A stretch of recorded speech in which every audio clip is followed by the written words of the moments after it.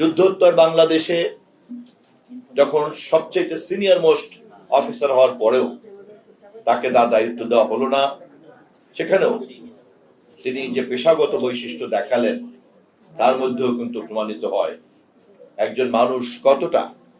যুক্তিবাদী, কতটা পেশাগতভাবে সচেতন এবং কতটা গণতান্ত্রিক মূল্যবোধ হলে পরে ঊর্ধ্বতন কর্মকর্তাদের অন্যায্য নির্দেশকেও স্বাভাবিকভাবে পেশাগতভাবে মেনে নিতে পারেন এবং নিজের জুনিয়র কর্মকর্তার অধীনে তিনি কাজ করতে থাকলেন এবং কোনোদিনও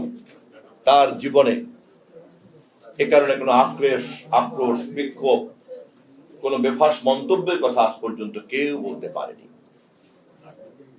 যে বৈশিষ্ট্যের কারণে 1971-এর 25শে মার্চ রাত 2টার সময় কারো নির্দেশ এবং প্ররোচনা ছাড়াই 36 বছর বয়সের একজন বাঙালি মেজর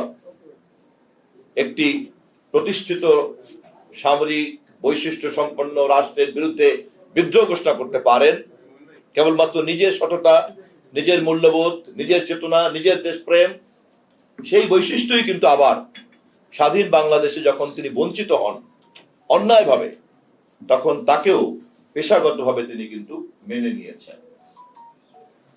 ক্রমাগতভাবে তার এই দেশপ্রেম এবং গণতান্ত্রিক মূল্যবোধ এবং স্বাধীনতা যুদ্ধের মতো ঘোষণা করার তার যে সাহস, তা তৎকালীন সময়কার ক্যান্টনমেন্ট এবং দেশবাসীর মধ্যে এমন একটি ভাবমূর্তি তৈরি করেছে, যে ভাবমূর্তি তাকে 7ই নভেম্বরে আবার সংকটকালীন সময়ের সমাধানের পুরুষ হিসাবে হাজির করেছে।